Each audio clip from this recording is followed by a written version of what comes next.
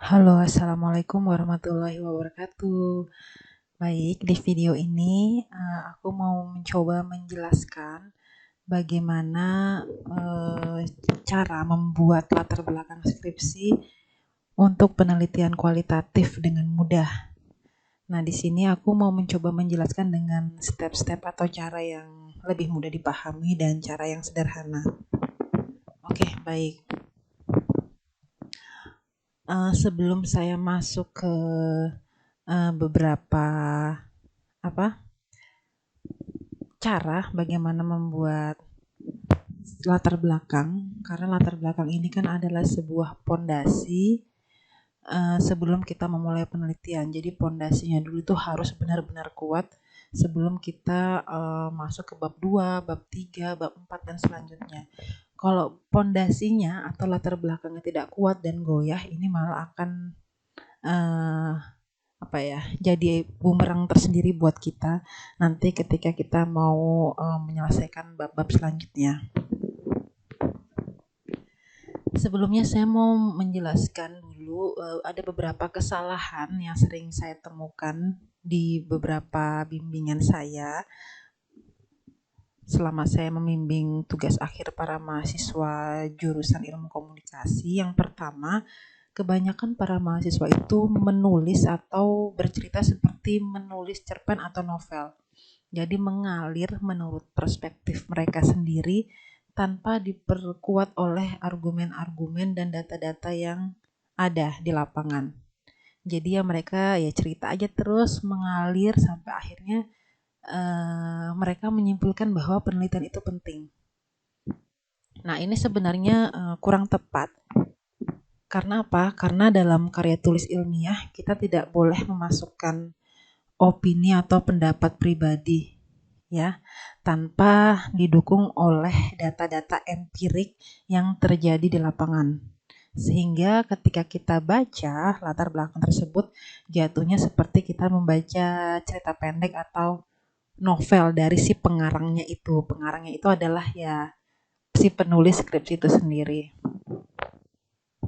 Kemudian yang kedua, dalam latar belakang itu sering tidak terlihat harapan dan kenyataan fenomena di lapangan atau tidak ada.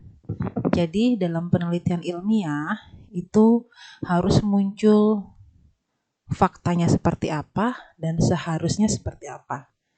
Misalnya masalahnya seperti apa yang ada di lapangan yang terjadi, kemudian secara teoritis itu harusnya seperti apa.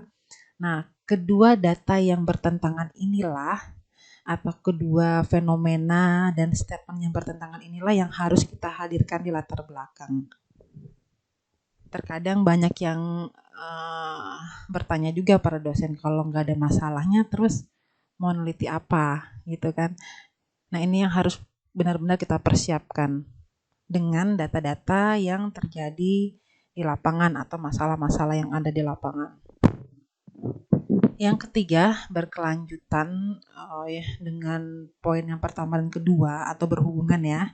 Jadi minim data-data pendukung. Kebanyakan yaitu para mahasiswa itu nggak terlalu punya skill atau kemampuan mencari data-data pendukung atau praobservasi penelitian itu mereka hanya sekedar mengamati dengan perspektif mereka tanpa mencoba mencari data-data pendukung yang ada di lapangan. Bukan hanya di lapangan, kita juga bisa berselancar di dunia maya dari hasil-hasil survei. Itu juga bisa. Yang keempat, mahasiswa banyak tidak mampu menyimpulkan benang merah dengan kajian keilmuan. Jadi ketika ada masalah, mereka juga kadang bingung. Ini masuk rumpun komunikasi nggak ya?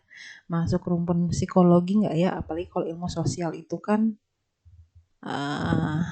bersinggungan dengan ilmu sosial lainnya. Jadi kita dalam latar belakang juga harus punya kemampuan untuk mendominasi keilmuan ilmu komunikasi misalnya ya itu relevan juga dengan apa yang ingin kita teliti pada saat itu.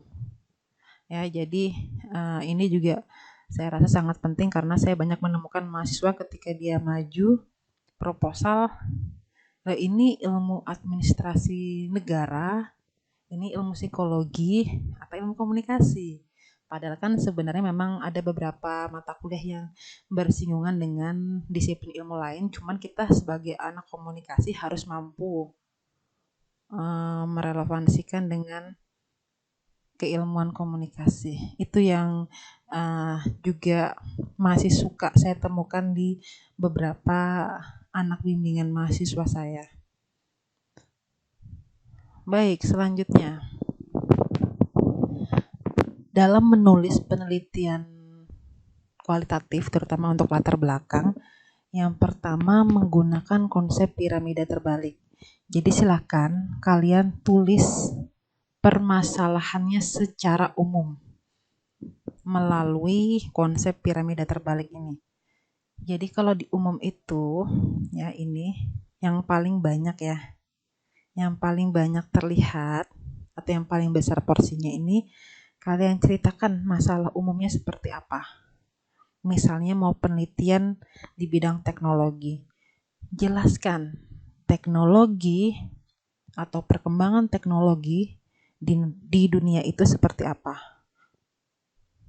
Ya, bagaimana perilaku masyarakat di dunia, tingkat Asia, tingkat Eropa, ketika mereka harus bersentuhan dengan teknologi.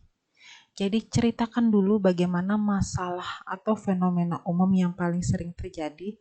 Kemudian nanti di halaman kedua atau halaman ketiga masuk mengerucut pada masalah khusus atau ruang lingkup penelitian yang ingin kalian ambil. Jadi misalnya kamu mau bikin penelitian teknologi ingin melihat konteksnya itu hanya di Kalimantan Timur atau di Samarinda. Jelaskan bagaimana perkembangan teknologi yang ada di Indonesia dulu, baru mengerucut ke Samarinda, baru mengerucut ke inti atau judul penelitianmu. Ya, fungsinya apa? Agar ketika kita menggunakan konsep piramida terbalik, memudahkan siapapun yang nanti akan membaca penelitian kalian, itu memudahkan alur membacanya atau alur berpikirnya. Oh, maunya peneliti itu ngomongin teknologi, tapi kan nggak semua orang paham teknologi itu fenomenanya seperti apa di dunia ini.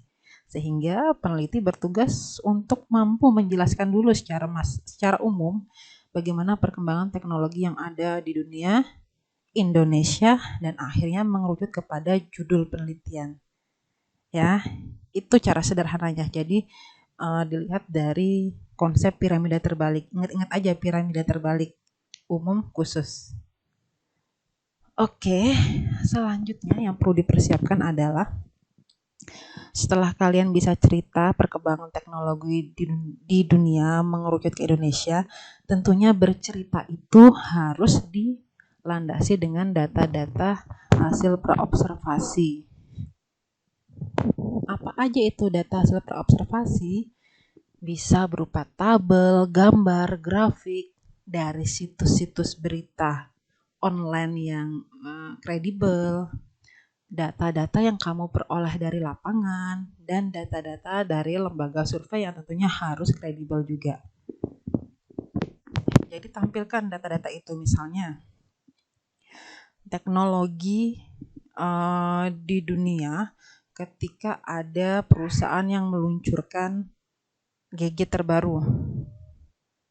Nah, itu kamu cari bagaimana respon masyarakatnya melalui lembaga-lembaga survei yang ada di internet. Itu ada banyak banget.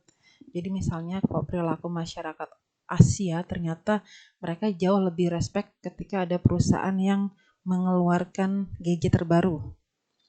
Jadi perilakunya lebih tinggi atau lebih lebih tinggi lah dibandingkan negara-negara Eropa. Asia nomor 1, Eropa nomor 2, selanjutnya dan seterusnya. Nah, itu kita dapatnya ya dari lembaga-lembaga survei. Itu ada banyak banget. Kalau kalian rajin cari di internet, rajin baca jurnal, kalian bakal dapat. Jadi berceritanya dengan itu ya, dengan data. Jadi semuanya di latar belakang harus based on data. Kemudian data yang diperoleh dari lapangan, itu kalian bisa lihat misalnya dari hasil wawancara. wawancara itu nggak mesti ini kok, nggak mesti ketika pada saat mau buat hasil penelitian dan pembahasan, tapi kalau kita ngobrol-ngobrol dulu ke lokasi tempat kita mau diwawancarai, ada statement yang kalian rasa itu penting untuk kalian masukkan latar belakang, silahkan ya. Kemudian dari situs berita juga bisa, kemudian dari tabel gambar grafik yang kalian dapat dari lokasi penelitian kalian itu juga bisa.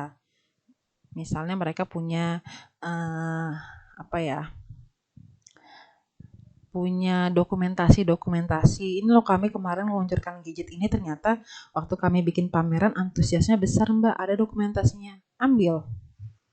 Memang sebagian dokumentasi itu ditaruh di lampiran, tapi tidak ada salahnya 1 atau 2 dokumentasi kalian taruh di latar belakang sebagai penguat data ya. Pokoknya di penelitian kualitatif pintar-pintarnya peneliti untuk menghubung-hubungkan, merelevansikan data mana yang bisa aku pakai buat memperkuat argumentasi atau pondasi penelitianku. Itu kalian harus pintar-pintar untuk mengolahnya dan memilahnya. Jadi sebenarnya tidak ada patokan yang pasti, karena ingat, di penelitian kualitatif itu yang berbicara adalah kedalaman data, bukan generalisasi seperti di penelitian kuantitatif. Oke ya, sampai sini paham ya. Jadi ini yang harus kita persiapkan dengan baik ya, agar nanti ketika seminar proposal nggak ada pertanyaan lagi. Ini katanya siapa mbak? Kok masyarakat Asia itu ternyata punya tingkat konsumtif terhadap gadget yang paling tinggi. Ini kata siapa? Biasanya dosen nanya gitu tuh. Kamu harus bisa menjawabnya bukan menurut pendapatmu, tapi berdasarkan data dari lembaga survei yang saya dapat, Bu, bla bla bla bla. Itu yang namanya penelitian atau karya tulis ilmiah. Tantangannya di situ kalau untuk penelitian kualitatif. Harus pintar-pintar kita untuk mencari data yang sedalam-dalamnya. Oke, ini sudah ya tadi saya contohkan. Misalnya kalau di dalam penelitian komunikasi, misalnya contoh judulnya ya, ini saya nggak bikin judul yang spesifik. Mau melihat interaktivitas online shop Shopee. Jadi mau melihat bagaimana interaktivitas yang terjadi dalam online shop yang bernama Shopee ini seperti apa. Dalam membuat latar belakang, kalau judulnya seperti ini, jelaskan dulu apa secara umum. Ingat konsep piramida terbalik. Jadi misalnya, jelaskan bagaimana perkembangan teknologi yang ada di dunia, perkembangan online shop yang ada di dunia, perkembangan gaya hidup membeli online yang dulunya offline ke online, itu seperti apa, trennya yang ada di dunia, ceritakan dengan data. Kemudian mengerucut secara khusus. Ya, ini bisa dibaca poin-poinnya. Itu kita harus berceritanya itu bukan kayak nulis novel, tapi based on data. Dan dengan menggunakan konsep piramida terbalik. Oke ya. Gampang dipahami. Semoga membantu. Baik. Selanjutnya, nah ini adalah bentuk-bentuk data ya. Data itu nggak selalu angka ataupun tabel, tapi grafik-grafik seperti ini bisa kita dapatkan. Nah ini dapatnya juga online. Apalagi sekarang kita dimudahkan oleh internet, ada banyak sekali data-data yang ditampilkan oleh lembaga-lembaga survei yang kredibel ya. Misalnya ini tentang kategori terpopuler petisi online di Change pada 2018. Jadi di petisi online ini yang paling banyak atau dominan isunya ternyata ada di isu-isu lingkungan. Yang paling terendah ada di isu-isu toleransi atau nilai-nilai kemanusiaan. Disinilah kita berargumen, teman-teman. Disinilah data-data yang kita gunakan untuk berargumen nanti. Ya, selanjutnya ketika kita sudah dapatkan grafik seperti ini, barulah di bawahnya kita bisa simpulkan dan relevansikan dengan pendapat kita, dengan bahasa dan kata-kata kita. Ya, jadi jangan copy paste apa yang ada di website itu, tapi kita mengolahnya dengan kata-kata kita berdasarkan data yang sudah kita dapatkan dari lembaga itu. Oke. Baik ya, saya rasa itu cara sederhana dalam membuat latar belakang. Jadi semuanya harus muncul data-data yang ada, kemudian urgensi penelitiannya, dengan ranah keilmuan komunikasi itu juga penting, dan tentunya teknik penulisannya menggunakan piramida terbalik. Baik, terima kasih. Semoga video ini bermanfaat untuk membantu teman-teman yang lagi bingung bagaimana cara membuat latar belakang yang baik dalam penelitian kualitatif. Semoga video ini bermanfaat dan nanti kita ketemu di video-video selanjutnya. Terima kasih. Wassalamualaikum warahmatullahi wabarakatuh.